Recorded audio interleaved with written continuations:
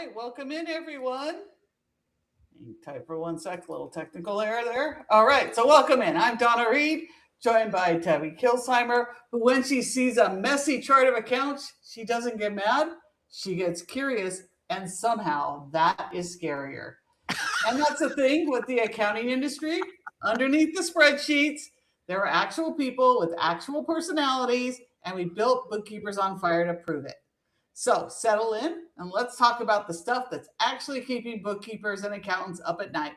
We have a phenomenal guest today, Rachel Dauchy, who was recently named Insightful Accountant, Social Media Guru, proof that you can, in fact, make a general ledger entertaining.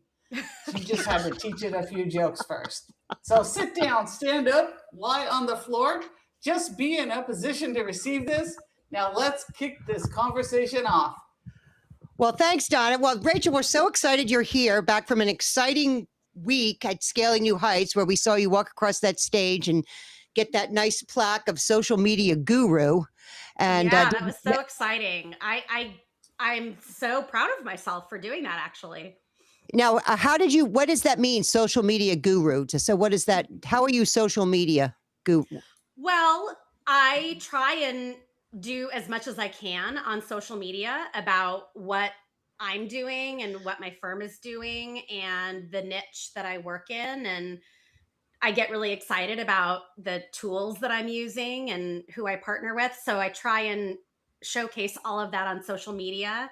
And I have a YouTube channel. Okay. I don't have a ton of followers, but I'm definitely wanting some more. But I help out with the schoolofbookkeeping.com, and I do a weekly webinar with Dan DeLong there, and we talk about everything under the sun about QBO and other software and bookkeeping and accounting related things. So yeah, I've just kind of been trying to build that up over the years, and I just I do it really just to stay connected to everybody that I know.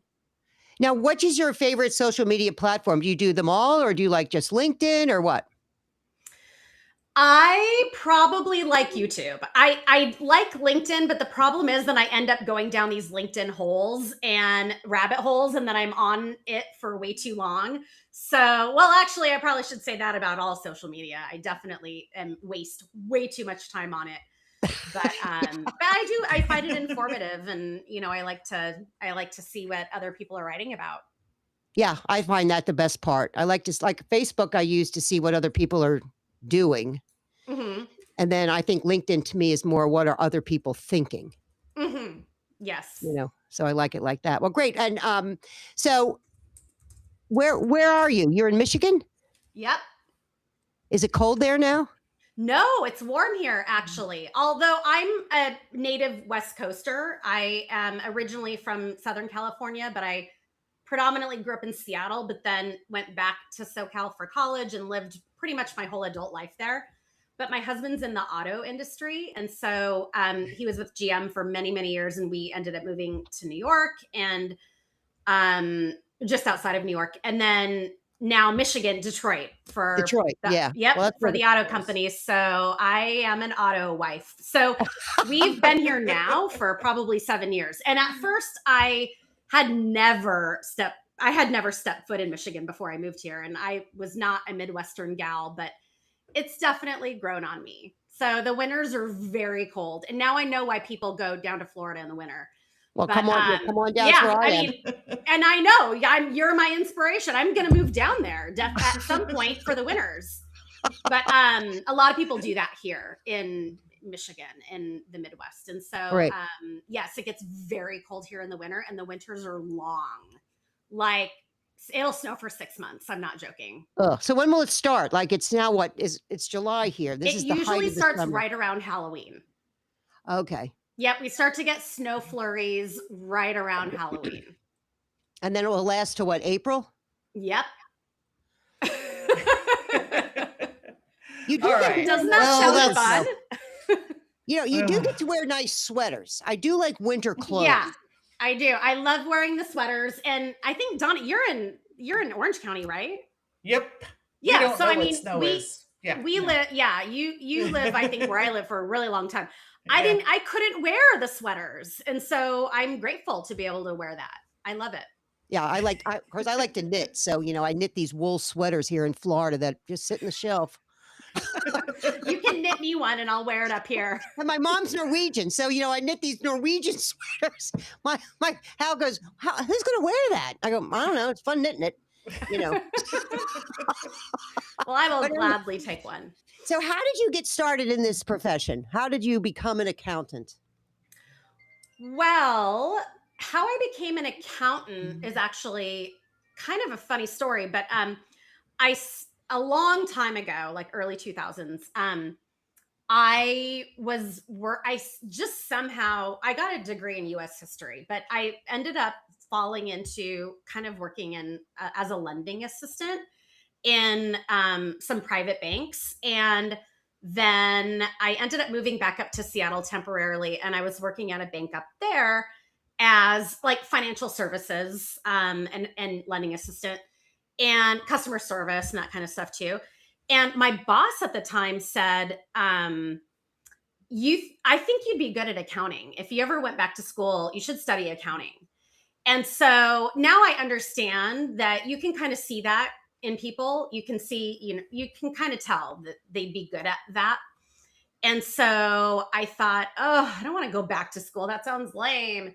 But I ended up going back to school. I got like a 2-year accounting certificate. But the funny thing is on the very first day of Accounting 101, there was just kind of this older, well, I was really young at that point, but to me, she was older, but she was kind of this like older curmudgeon kind of lady. But on day one, she explained how double entry bookkeeping worked. And I was like, this is what I want to do. I'll never do anything else. Like this. What did she say that made it click for you? Well, I don't think it was anything specific that she said, but I had gotten my degree in history. And so that's a lot of researching, and it's very subjective, and it's write papers, do research and write these papers. And there's just not a lot of parameters. There's things that you're trying to accomplish, but I don't know, things I didn't even really care about really. And so I liked it was black or white. Yes or no, correct or incorrect. And I realized, actually, you know what? I really did like math in school, but I was never inspired by it. And maybe I never had the right teacher, or it was probably that I just convinced myself that I was no good at it. Right. In reality, if I would have applied myself more, I probably would, because I actually enjoy math. And when I help my kids with their math homework, I actually really enjoy it. I still remember things from 5th grade math. I still remember, the formula for slope of a line. I mean, I remember these things, like not from doing it with my kids, but I remember it from my class. It's so weird. And so anyway, I really liked that, the idea of the double entry bookkeeping. And I just was like, oh no, this isn't math. This is problem solving. This is puzzles. And I love puzzles. Love, love, love. The harder, the better. I'm one of those people. And so I felt like I stumbled upon something that clicked in my mind. And so just ever since then, I loved the program, but it was a 2-year certificate. So it wasn't like transferable to a master's or anything like that. But I had that. I moved back down to Southern California. My husband and I got married. And I ended up getting a job as a project accountant. And I worked at that for a few years. And then I ended up getting hired into another company. And there I was like a mid-level accounting manager. And I managed, like payroll, AP, cashier, because we also had a trucking endeavor. So I managed, closing out the cashier every day. And that's one thing I loved about working in banking is I loved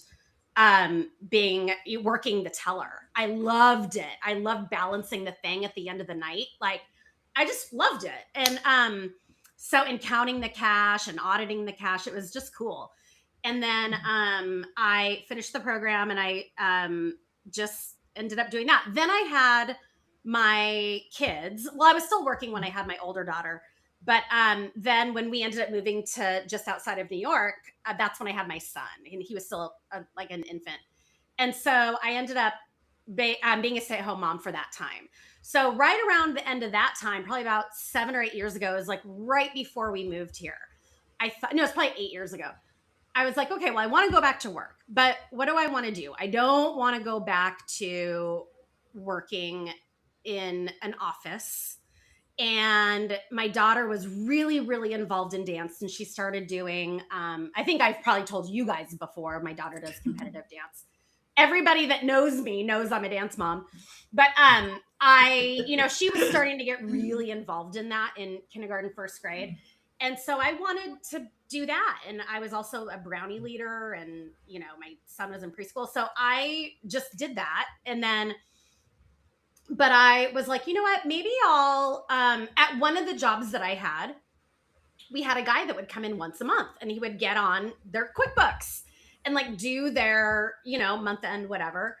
And I mean, in that time, there was no QBO. You had to come in and work on their desktop. And so I thought, oh, I'll do that, and that'll be fun, because that way I can see different businesses and whatnot. And in my 2-year program, I learned QuickBooks Desktop. So I loved it. And I've worked in every accounting software. I've worked in SAP. I've worked in Great Plains. I've worked in Peachtree. I've worked in a lot of them. And I just took to the accounting software like moth to a flame. I loved it, and I loved training people on it. So I was like, oh, I'll just get QuickBooks certified, and then I'll figure that out. And so one thing led to another, and I realized, oh, wait a minute, like now there's QuickBooks Online, and how am I going to get into people's QuickBooks unless I go around to their offices? And I guess that was kind of my plan.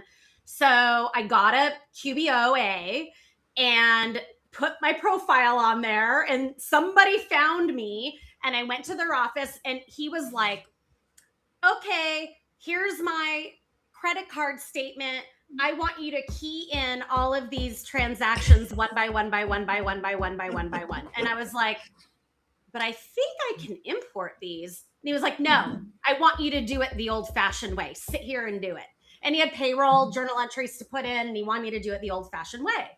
And I was like, this sucks. Like, I'm not going to do this. Was he paying you by the hour? Was he paying you by the hour? Yeah. Oh, yeah. Like $25 an hour. So you said, I could do this in 30 minutes for 12. Yeah. I mean, literally starting with that guy. Yeah. With that guy, I was like, wait a minute.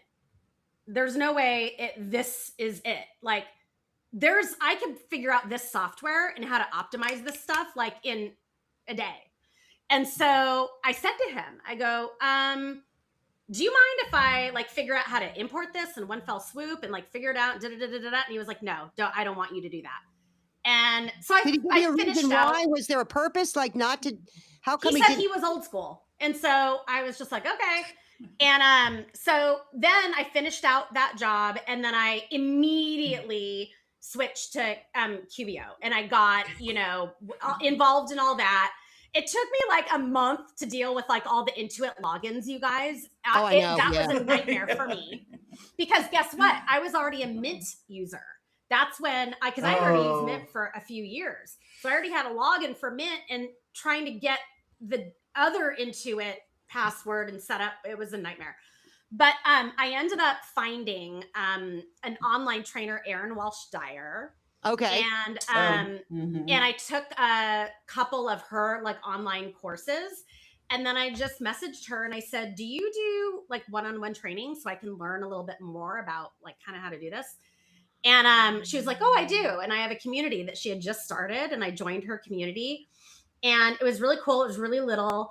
And you guys know Z, yes. who wears the cowboy hats. Yeah. Yes. She was in that group, and we started together. She and I took our first QBO pro advisor, right? And then we did the advanced one the next year, and like we helped each other and studied, and then but super early on I learned from Erin, like very like 2 months in. I was like, okay, no, I'm doing this whole thing wrong. I'm going to specialize in QBO. I'm going to learn this inside and out. I'm going to advertise and people can come to me, and then I'll go into their QuickBooks and I'll do it that way. And so I just started doing that slowly but surely. And then I ended up making a whole bunch of mistakes, but I just figured it out pretty quickly. And then one thing led to another, and I was doing it by myself, but working till 11 o'clock at night. And I just couldn't keep doing that. It was too hard.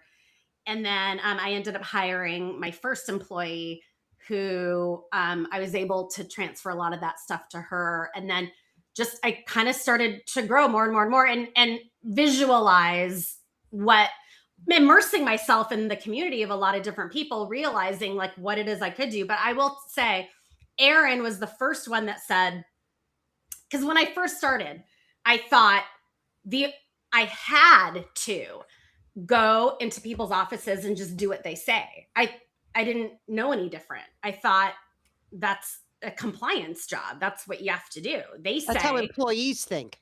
Yeah. I was like, I thought they would tell me what to do. Not that I would have an offering, but they would say, do this, this, this, and this, and I would just do it. She's the one that first told me, you don't have to do anything you don't want to do. Like, not at all. She also shared how she said that she talked to herself in the mirror and said, I charge $100 an hour. That's what I charge. And again, we were still like thinking about hourly, right? And so, and then she's, no, and maybe it was 150 or something like that. But, and then also very early on, I started learning about, subscription pricing and, flat rate pricing for the month and whatever. So I had really come in learning all that kind of from the beginning, just dabbling with the hourly stuff really only for a couple months, and then really leaning into, just kind of what I absorbed everything from everybody that I met like a sponge, and I kind of figured it out. But I do not have it all figured out now, and I'm still trying to learn as much as I can, but I absorbed a lot pretty quickly. And then, but in my previous companies, I always did work for, businesses that sold things rather than service providers. So I got really, really, really good at working in, ERPs that dealt with selling products. So, very early on, I was like, well, I could specialize in that because I know not a lot of people like to do that. And I can learn a lot about that and kind of stand out and not have to compete with a lot of people. So that's been a whole journey. And now I do work in cloud-based inventory software that syncs to QBO, and I have a whole niche and a whole thing with that. But yeah, that's kind of it in a nutshell. And then so you specialize in inventory, and you say, what's the software you like using for inventory? Sin 7 Core. Sin 7 Core. I think they were scaling, weren't they? They weren't this year, but they were at Shop Talk, and they usually go to Scaling New Heights every year. They usually also go to QuickBooks Connect, Intuit Connect. We still all call it QuickBooks Connect. But I mean, it's so crazy now because technology is moving so fast, as you guys know. I mean, like a whirlwind. And so what certain things that I used to do in Sin 7, like I had a whole tech stack, right? Like I would set up QBO to do this and Sin 7 to this, and I would use A2X or whatever. It's like the tech stack that I would set up last year maybe isn't even like what I would use now. This is a really, really crazy, insane time in the tech that's moving so fast, especially in this world with selling stuff. And I'm almost like wondering where everything is going to go, because certain things we can do in AI now, but you can't in this niche. You cannot do it all in AI. It's not possible. It's just not possible. So you can use AI for a lot of the components, but you can't do it all in AI. So it's quite complicated. And again, I chose that though because I kind of felt like I don't know where this is all going, like even 2 years ago when a lot of this AI came out. And I'm just always kind of thinking ahead of, okay, how am I going to stay on the forefront of tech and make sure that I'm relevant if something were to go away. So, where did you learn about AI? You were talking about that earlier. Tell us how you learned AI. Well, evidently I knew nothing about AI. I thought I did. You think you do until you take like a real AI course. Yeah. But I used AI like the way we use our brains, which is to say 10% of it, right? Like I was using it for just looking up stuff and quick queries, question and answer. And then I got Claude. And then I learned, wow, like I could do so much in Claude. And then I started building my own Claude projects. Totally wrong.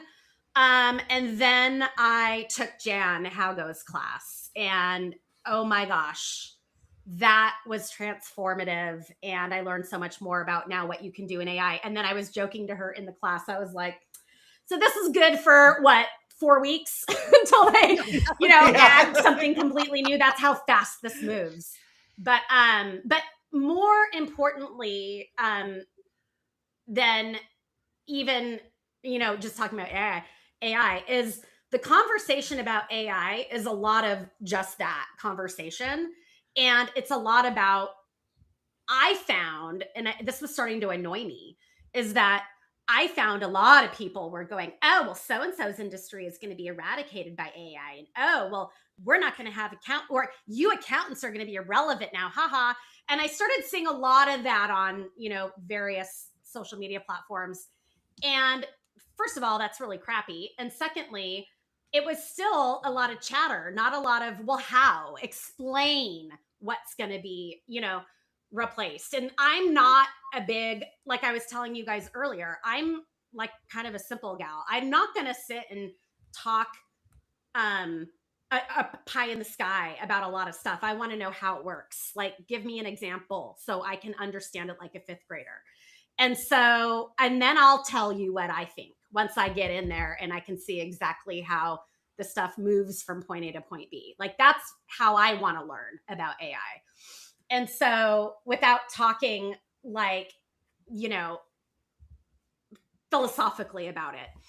And so then I took her class and I really started to understand these building blocks. And she teaches how to use Claude Cowork and how to create skills and how to create all these things. And all of a sudden, you guys, then the light bulb went off and I realized, wait a minute, all these apps, that's what they're doing. They're creating these skills. That's what they're doing. Yep. I could just create this myself. And then I can just build my own ledger. There you go. But then I realized this is what I do. I get way ahead of myself and I bite off more than I can chew. And then I was like, wait. No. Don't do that. Don't build a ledger. Don't do that. But I realized I could harness a lot of this stuff and make like the coolest, most streamlined firm that I can. And I recently acquired another firm at the beginning of the year. And so brought those clients into the mix too. And they had a lot of really cool processes and I learned so much from it.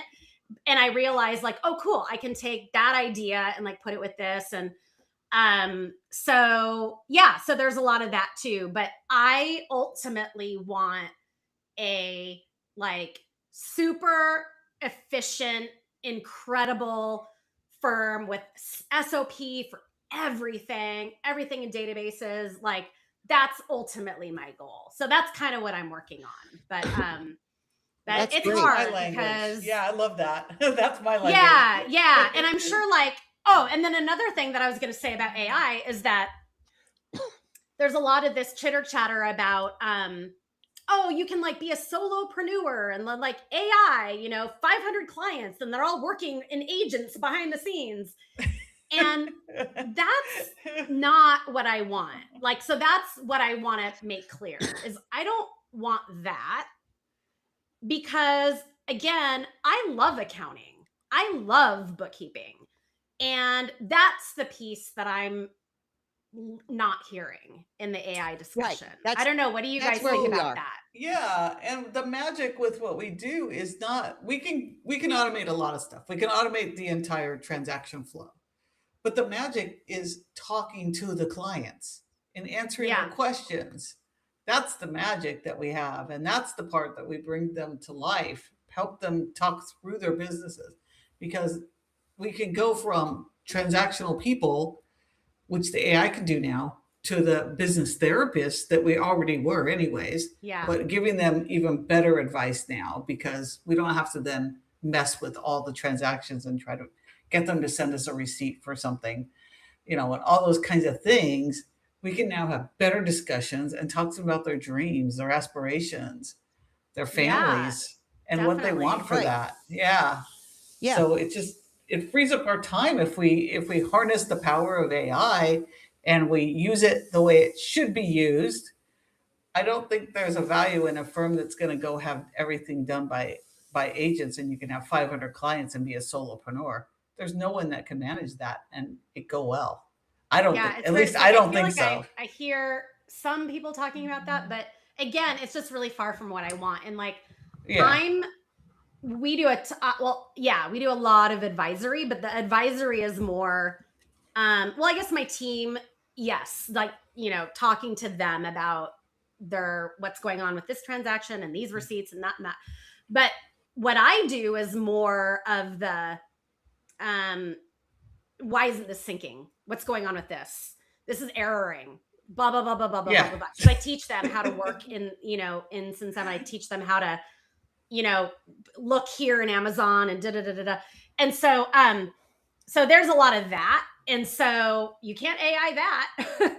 And No, our day to day is now connecting. yeah. So in getting that, that I know forward. I bring a lot of value. Like, Rachel, what's going on with this thing in Avalara, or whatever. It's like, it's to these guys, it's really complicated. And so to be able to be a help in that realm that's really satisfying because I can really help them understand, something that is really, they have no idea. And because it's got an accounting component to it, but if they do a setting wrong, it's going to screw up the accounting. So there's that whole world. But then with the AI piece, it's like, I feel like I'm more of an AI enthusiast when it comes to firm running, probably less so with doing the accounting. And because remember, like, a lot of the conversation about AI in doing the accounting, it's all basic bookkeeping. Like, we can do your basic bookkeeping, basic.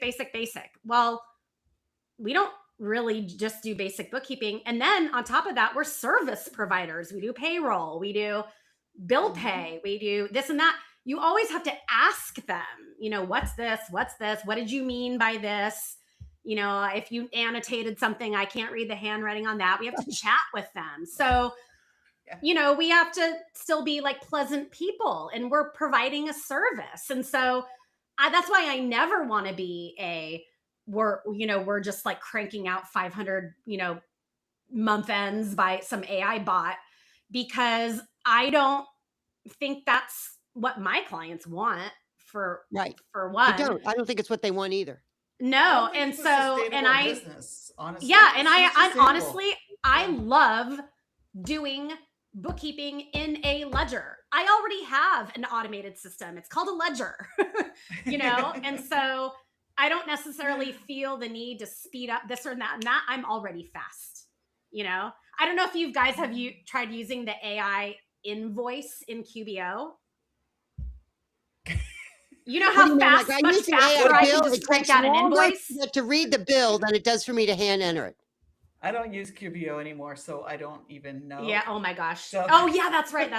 Yeah. So I don't really like, and I can already do it fast if I need to, quickly put something together. So for now, I'm still going to use that as a ledger. I don't know if I'm going to continue specifically with QBO. We might move into something else, but not now. maybe I'll build one. I don't know. But I do love doing the accounting. I enjoy it. And I feel like even from a marketing perspective, I want to still get that point across in my marketing that you're not going to hear from me like we AI away all the good stuff. Like I love to reconcile.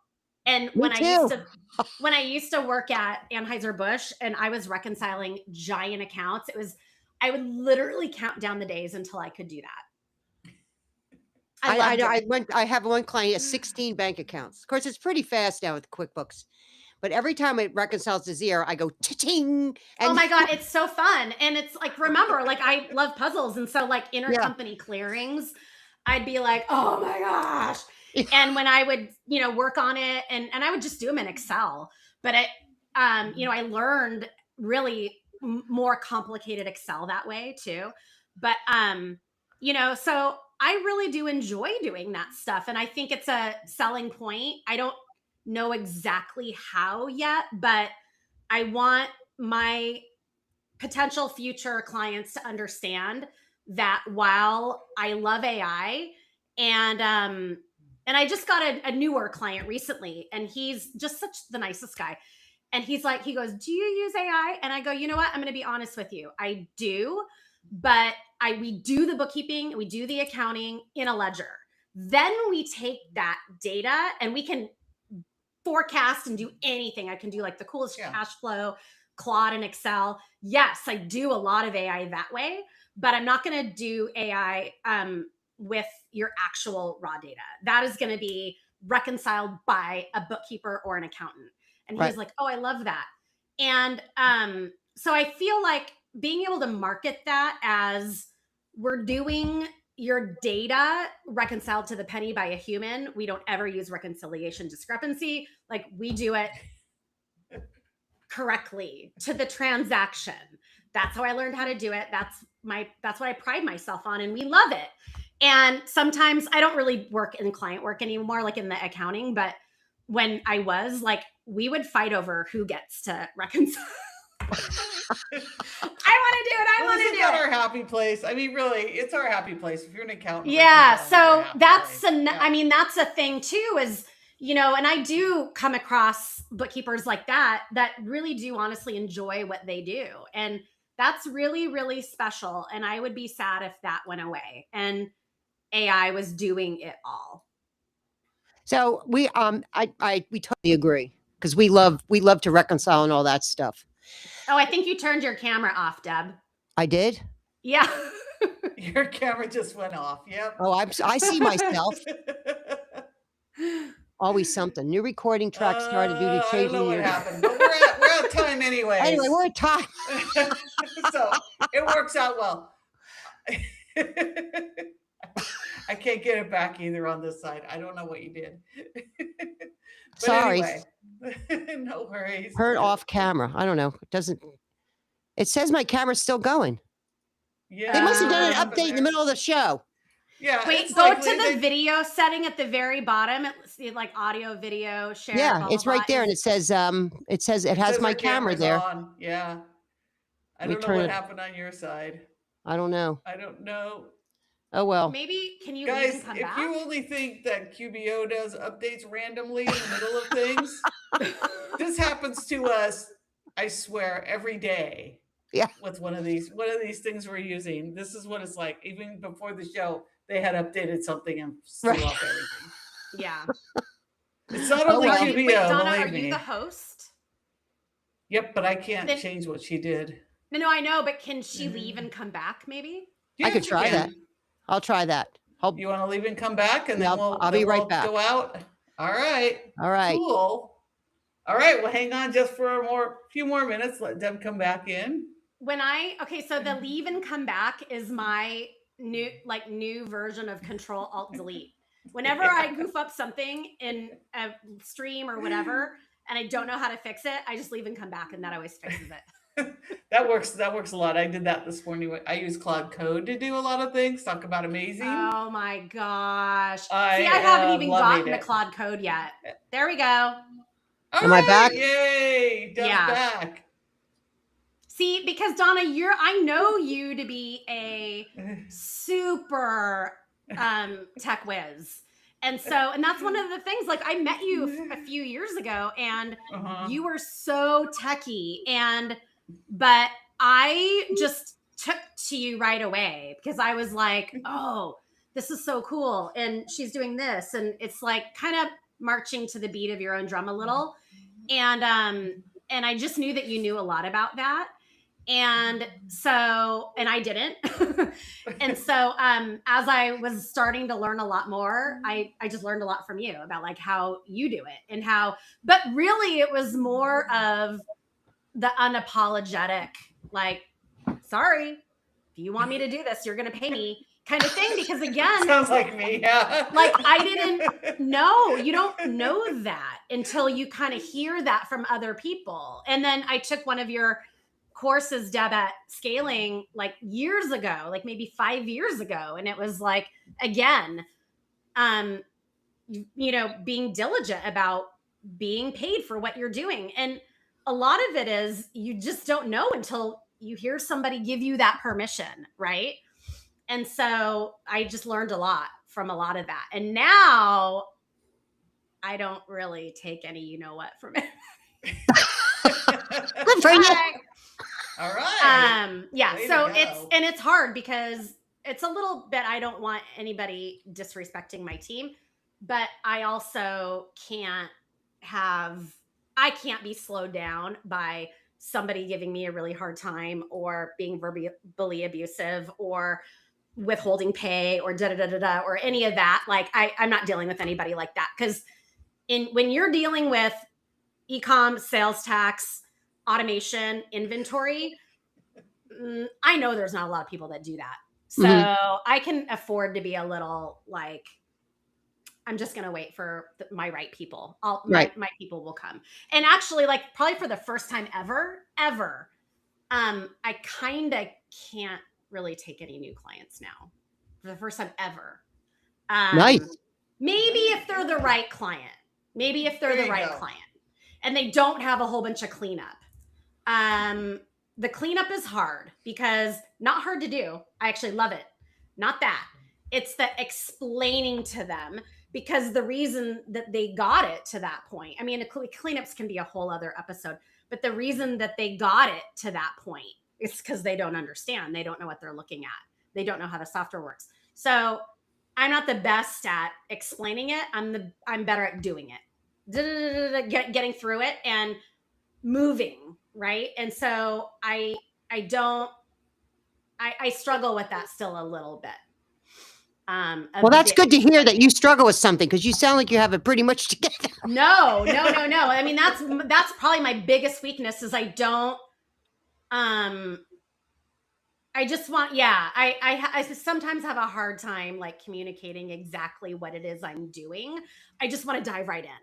And then sometimes, I end up diving deeper and they don't necessarily see the value in that. I've had that happen a few times. Right. I'm guilty of that myself. Yeah. But anyway. And but we're at time. We're over time, which we appreciate you staying later. If there's if there's one thing you could tell our audience about a big idea you have and a big bold thing, what would it be? A big idea. Well, probably find something. Okay, so I found what I love, which is sort of that intersection of accounting and tech that I love.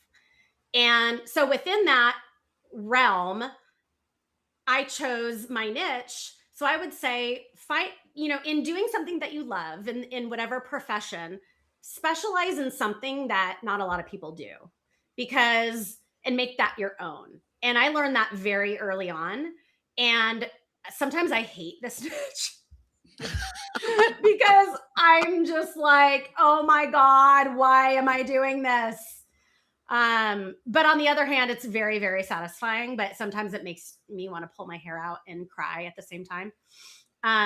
But if you do that and you get really good at that and you sort of and it could be you specialize in one kind of software or one kind of, there's like these two gals that I saw, they specialize in double, and they just like train people on how to do that. So like get really good at like one thing, and then you'll be indispensable and you'll be that person. And that's Right. what people told me from the very beginning. Right. And I'm glad I took that advice. Right.